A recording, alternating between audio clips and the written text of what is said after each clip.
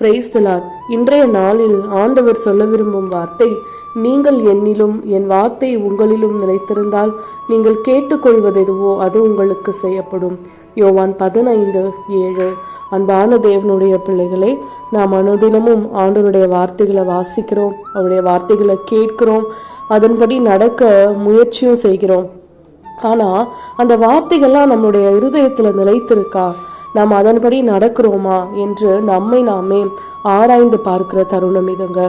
வேதத்தில் ஆண்டவருடைய ஆவியின் வரங்கள் கொடுக்கப்பட்டிருக்கு, ஆவியின் கனிகள் கொடுக்கப்பட்டிருக்கு.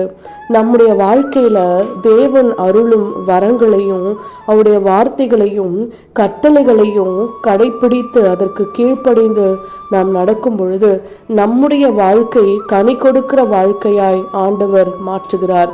எனவே ஆவியின் கனிகளாகிய ஒவ்வொரு குணங்களையும் நாம் பெற்றுக்கொள்ள ஆண்டவருடைய வார்த்தைகளில் நாம் நிலைத்திருந்து ஆண்டவரிடம் நாம் கேட்கும் ஒவ்வொரு காரியத்தையும் அவர் நமக்கு செய்வார் என்ற விசுவாசத்தோடு இன்றைய நாளை நாம் துவங்குவோம்.